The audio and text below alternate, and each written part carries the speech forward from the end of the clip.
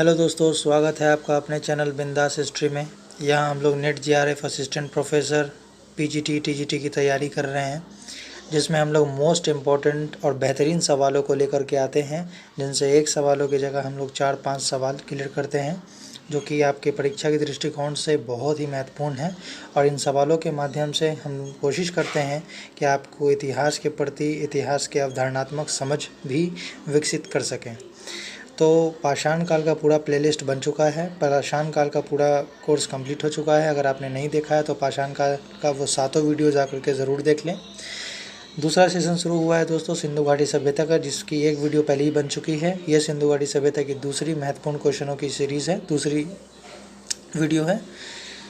तो I hope आपको ये सेशंस पसंद आ रहे होंगे। तो आइए शुरू करते हैं आज का पहला सवाल। आज का पहला सवाल है, सिंधु घाटी समाज में कौन सा पशु शक्ति के प्रतीक से संबंधित था। तो जैसा कि दोस्तों मैंने पिछली वीडियो में आपको बता रखा था कि सिंधु घाटी सभ्यता में जो शक्ति के सबसे प्रतीक था वह था वृषभ। वृषभ को शक्ति का सबसे प्रतीक मतलब सबसे शक्तिशाली जानवर माना जाता था, पावर का, है ना, शक्ति का सिंबल था वृषभ। ठीक है। और जो सबसे महत्वपूर्ण जो मैंने आपको बताया यूनिकॉर्न, है ना, जिसको कहीं कहीं एक श्रृंगी कहा गया है, एक श्रृंगी पशु या एक सींग वाला, है ना, एक श्रृंगी या एक सींग वाला पशु। तो ये क्या था? तो एक सींग वाला शक्ति का प्रतीक नहीं था दोस्तों, बल्कि एक सींग वाला या एक श्रृंगी पशु ये सबसे पवित्र माना जाता था, है ना, जिसकी ये लोग पूजा करते थे। ये सबसे पवित्र था या सबसे महत्वपूर्ण। अगर सबसे पवित्र या सबसे महत्वपूर्ण आए तो उसका सही उत्तर एक सींग वाला पशु होगा, जिसको इंग्लिश में यूनिकॉर्न कहते हैं। और अगर शक्ति का प्रतीक आए तो उसका आंसर हो जाएगा वृषभ। नेक्स्ट क्वेश्चन, हमारा आज का नेक्स्ट क्वेश्चन है, सिंधु घाटी सभ्यता का प्रसिद्ध नगर हड़प्पा कहाँ स्थित है। तो दोस्तों यह जो हड़प्पा नगर है, हड़प्पा नगर रावी नदी तट के किनारे स्थित है दोस्तों। ये वर्तमान में पाकिस्तान में पड़ता है। ठीक है दोस्तों, कहाँ पड़ता है? पाकिस्तान में। पाकिस्तान में भी एक जगह है जहाँ जिसका नाम है पंजाब, है ना, पंजाब। तो पाकिस्तान के पंजाब के मोंटगेमरी ज़िले में, कहाँ? माउंट गोयरी या गेवरी, है ना, ज़िले में पड़ता है दोस्तों। ठीक है। इसकी खोज कब हुई थी? 1921 में हुई थी। किसने किया था? सर दयाराम साहनी ने, है ना। इसकी खोजकर्ता कौन थे? सर दयाराम साहनी ने। और जस्ट इसी के एक साल बाद यानी कि 1922 में किसकी खोज हुई? मोहनजोदारो की, है ना। किसकी खोज हुई? मोहनजोदारो की। बढ़ते हैं दोस्तों अपने अगले सवाल की तरफ। हमारा आज का अगला सवाल है, वह सैंधवपुरा स्थल जहाँ झूकर झाकर संस्कृति विकसित हुआ, है ना। तो जो सबसे विस्तृत जगह था वह था चन्हू दारो। चन्हू दारो में ही ये झूकर झाकर संस्कृति के अवशेष मिले हैं। ठीक है दोस्तों, कहाँ से मिले हैं? चन्हू दारो से ही झूकर झाकर संस्कृति के अवशेष मिले हैं। ये चन्हू दारो से ही हमें पता चला है कि यहाँ पर एक झूकर झाकर संस्कृति थी। ठीक है। यह संस्कृति जो है दोस्तों सिंधु संस्कृति के बाद विकसित हुई थी। यह संस्कृति किस संस्कृति के बाद विकसित हुई थी? तो यह संस्कृति जो है सिंधु संस्कृति के बाद विकसित हुई, है ना। सिंधु संस्कृति के बाद विकसित हुई। कौन सी संस्कृति? तो वह झूकर झाकर संस्कृति, है ना। चलिए नेक्स्ट क्वेश्चन की तरफ बढ़ते हैं। आज का हमारा नेक्स्ट क्वेश्चन है, स्वतंत्रता के उपरांत यानी आज़ादी के बाद भारत के किस प्रांत में सबसे ज़्यादा सैंधवपुरा स्थल खोजे गए। जैसे कि दोस्तों मैंने बता दिया था कि सिंधु घाटी सभ्यता को ही सिंधु सभ्यता या हड़प्पा सभ्यता या सैंधव सभ्यता के नाम से जानते हैं। ठीक है। तो अब यहाँ सवाल ये है कि आज़ादी के बाद यानी हमारा देश 1947 में आज़ाद हो गया, तो आज़ादी के बाद भारत में जितने भी राज्य बने उन राज्यों में सबसे ज़्यादा सिंधु घाटी सभ्यता के कौन से स्थल से खुदाई हुई। तो वह हुई दोस्तों गुजरात से। कहाँ से हुई? गुजरात से। गुजरात में सबसे ज़्यादा ही उत्खनन हुआ है। इसमें जो गुजरात में दोस्तों, गुजरात में हड़प्पा का जो सबसे परिपक्व अवस्था था, मतलब जब सबसे उन्नत किस्म की थी, है ना, तो हड़प्पा का परिपक्व अवस्था, मतलब सबसे जिस समय एकदम पीक पर थी, परिपक्व हड़प्पा के 18 स्थल मिले हैं। कितने मिले हैं दोस्तों?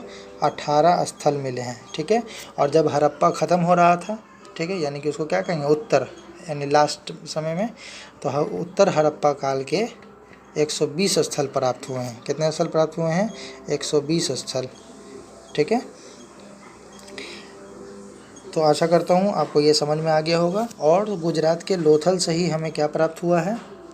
गुजरात के लोथल से हमें तांबे के आभूषण प्राप्त हुए हैं। ये सवाल ज़्यादातर आता है कि तांबे के आभूषण भारत के किस स्थल से प्राप्त हुए हैं?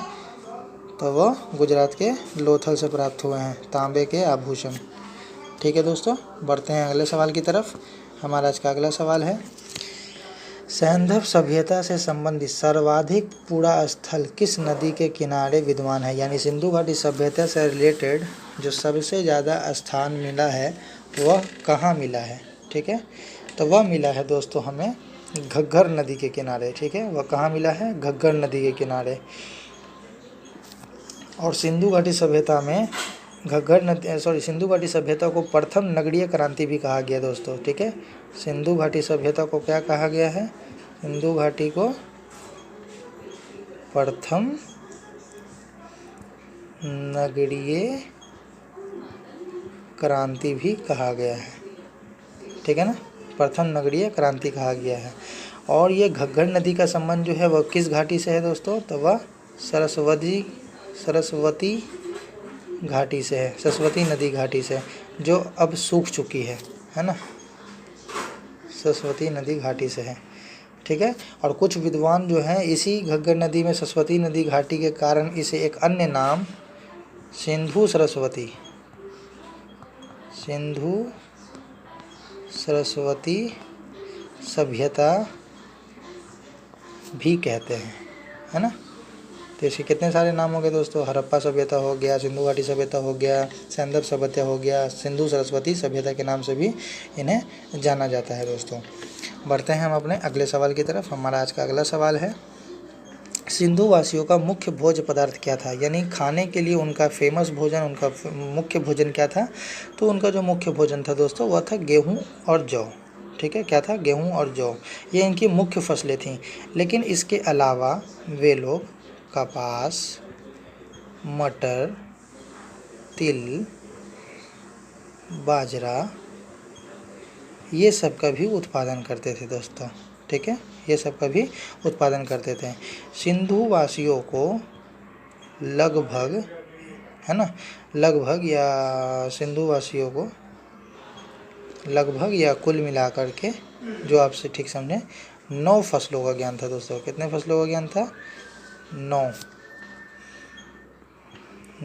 फसलों का ज्ञान था। तो इनमें से ऐसे कौन से फसल थे जिनका ज्ञान उन्हें नहीं था? तो उन्हें ईख का ज्ञान नहीं था, जिसे गन्ना कहते हैं ना, गन्ना, उन्हें गन्ना का ज्ञान नहीं था, उन्हें गन्ना का ज्ञान नहीं था, उन्हें गन्ना का ज्ञान नहीं था, है ना दोस्तों, उन्हें गन्ना का ज्ञान नहीं था। अब बढ़ते हैं हम लोग अपने अगले सवाल की तरफ। हमारा आज का अगला सवाल है कि सूची 1 को सूची 2 से मिलान करना है। तो दोस्तों यहाँ पे एक बात आप क्लियर रखें कि हड़प्पा से समाधान पद्धति का जो भी वर्णन मिलता है वो हड़प्पा में मिलता है। ठीक है, और लोथल से जो मैंने पिछली वीडियो में आपको पढ़ाया था कि सबसे बड़ा गोदीवारा मिला है, यहाँ मोदीवारा लिखा है, ये गलत है ना, इसे क्या लिखेंगे? गोदीवारा। ठीक है, गोदीवारा। ठीक है, तो इसका उत्तर जो सही हो जाएगा वो हो जाएगा डी, यानी कि इसमें ए और बी का ही सही मिलान है। बाकी कालीबंगा से नर्तकी की आकृति नहीं मिली है, मोहनजोदारो से जुता हुआ खेत नहीं मिला है। तो इसका सही मिलान क्या होगा कि कालीबंगा से जुता हुआ खेत मिला है और मोहनजोदारो से एक नर्तकी की मूर्ति मिली है, जिसे डांसिंग गर्ल कहते हैं। यह सवाल बार बार आ चुका है दोस्तों, हर एग्जाम में रिपीट होता है कि मोहनजोदारो से डांसिंग गर्ल कहाँ से प्राप्त हुई है? तब वह मोहनजोदारो से प्राप्त हुई है। और जुता हुआ खेत का साक्ष्य कहाँ से मिला है दोस्तों? ऐसे सवाल आता है, जुते हुए खेत का साक्ष्य, तो वह हमें जो मिला है वह मिला है कालीबंगा से। ठीक है दोस्तों, तो ये आप ज़रूर याद रखेंगे, मोस्ट इम्पॉर्टेंट क्वेश्चन है।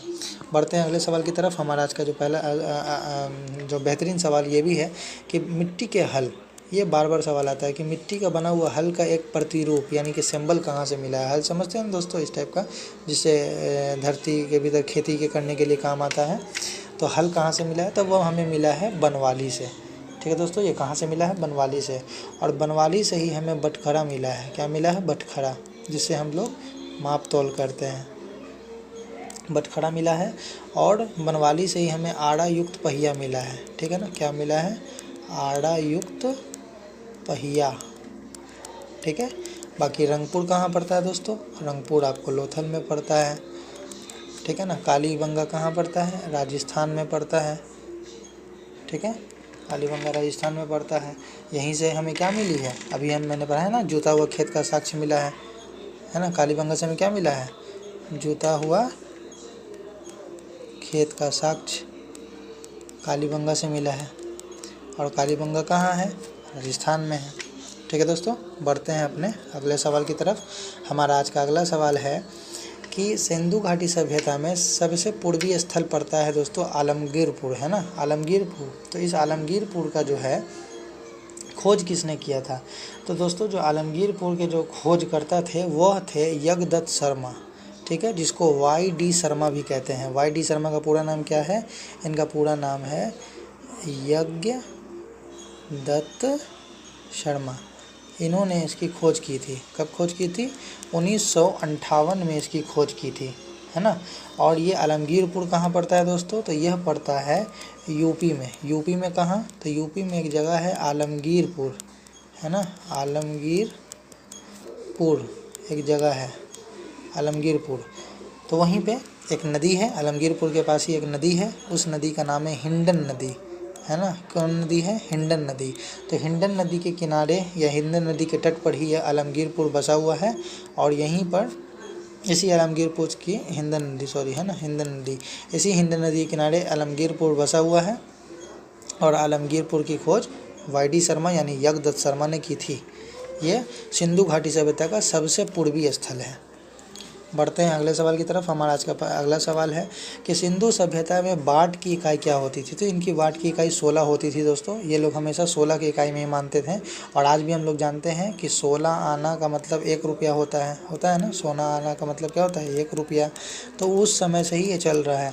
तो इनके वाट का माप जो होता था वो 16 होता था। जैसे 16 तो अगला क्या होगा, 32, फिर अगला क्या होगा, 64। तो इस तरह से इनका चलता रहता था। यही इनके वाट की माप की इकाई होती थी।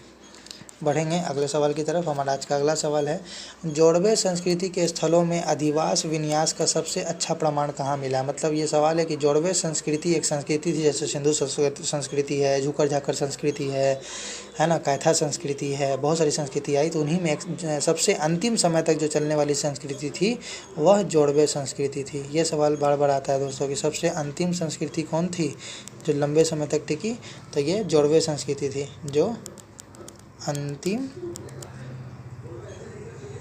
समय तक विद्यमान थी, है ना। और इसका साक्ष्य कहाँ से मिलता है, तो इसका साक्ष्य हमें मिलता है इनाम गांव से, है ना। और इनाम गांव से ही मैंने आपको पाषाण काल के समय में पढ़ा चुका हूँ। अगर आपने वो प्लेलिस्ट नहीं देखी तो ज़रूर जाके देखें कि यहाँ से क्या मिले हैं, विशाल भट्टे मिले हैं ईंट पकाने के, है ना। और क्या मिले हैं, यहाँ से चूल्हे प्राप्त हुए हैं, है ना। और यहीं से क्या प्राप्त हुए हैं, अन्नागार, जहाँ से अन्न रखने की चीज़ें प्राप्त हुई हैं, है ना। और यहाँ से घर प्राप्त हुए हैं, ठीक है। बहुत सारे क्या प्राप्त हुए हैं, नहर प्राप्त हुए हैं। तो ये सब क्या है, अधिवास के केंद्र हैं। ये सब क्या हैं, अधिवास के केंद्र हैं। ठीक है दोस्तों, तो आप इस सवाल के भी मोस्ट इम्पॉर्टेंट चीज़ फैक्ट्स नोट कर लेंगे।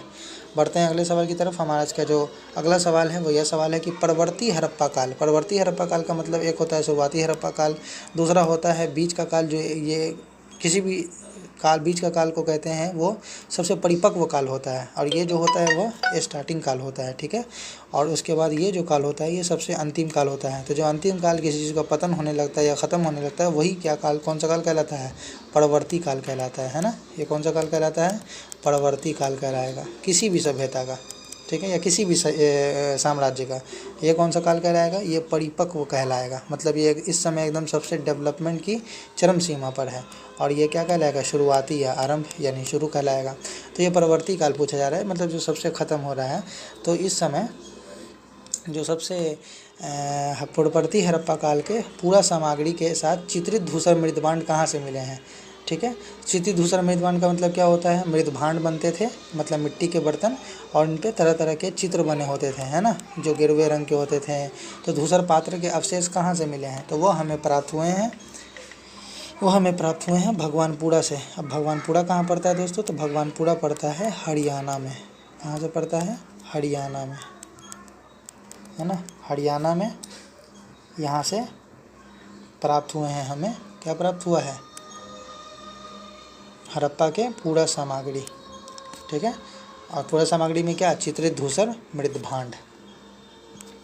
बढ़ते हैं अगले सवाल की तरफ। हमारा अगला सवाल है, और हाँ दोस्तों, चित्रित धूसर मृदभांड का मतलब, मृदभांड मतलब मैंने बताया था ना, मृद मतलब क्या होता है, मिट्टी, भांड मतलब क्या होता है, बर्तन, यानी मिट्टी का भांड। और चित्रित धूसर का मतलब चित्र उस पर बना होता था, है ना, और तरह तरह के जैसे कैसे चमकीले चमकीले कुछ चीज़ पे लगा देते थे, इसलिए वो धूसर मृदभांड कहलाए। हमारा आज का अगला सवाल है, यूनानियों को कपास का ज्ञान भारतीयों से हुआ, इसलिए वे इसे कहते थे, क्या कहते थे दोस्तों, तो वह इसे सिंडन कहते थे। सिंडन का मतलब होता है कपास, इसीलिए यूनानी लोग भारतीयों को किस नाम से पुकारते थे, सिंडन नाम से पुकारने लगे। ठीक है ना, भारतीयों से ही यूनानियों को कपास का ज्ञान हुआ था, इसीलिए उन्हें सिंडन कहते थे। और कपास जो है भारत में इतिहास का सबसे प्राचीन निवास, मतलब ये माना जाता है, कपास को भारत में इसका इतिहास, कपास का जो इतिहास है, कपास का इतिहास भारत में जो है सबसे क्या है, प्राचीन है। कपास का इतिहास भारत में सबसे प्राचीन, है ना, प्राचीन माना गया है। ठीक है, और उस समय जो है भारत जो है कपास के उत्पादन में सबसे प्रथम स्थान पर था। ठीक है, बढ़ते हैं आज के सेशन के आखिरी सवाल की तरफ, और इसके बाद फिर हम लोग अगले सेशंस में इसी तरह के बेहतरीन सवालों के साथ हाजिर होंगे। और आप लोग हमेशा हमें लाइक एंड सब्सक्राइब करें, मोटिवेट करें, ताकि आपके लिए मैं बेहतरीन से बेहतरीन सवाल आपके लेके आऊँ और आपके नेट जीआरएफ की तैयारी को एक अच्छा दिशा दे सकूँ। तो आज का अंतिम सवाल है कि हड़प्पा सभ्यता के विशाल नगरों में एक धौलावीरा कहाँ स्थित है। तो मैंने आपको बताया था कि हड़प्पा सभ्यता में बहुत सारे स्थल प्राप्त हुए हैं, जैसे मोहनजोदारो, है ना, मोहनजोदारो, हड़प्पा, इन दोनों को जुड़वा राजधानी भी कहा जाता है। क्या कहा जाता है दोस्तों, जुड़वा राजधानी या जुड़वा बहन है, ये जुड़वा राजधानी कहेंगे। ठीक है, उसके बाद फिर मैंने आपको बताया था लोथल, जो कि गुजरात में है ना, उसी तरह बनवाली। ठीक है, तो उसी तरह आपको कालीबंगा, है ना, तो 7-8 जो बहुत महत्वपूर्ण स्थल हैं।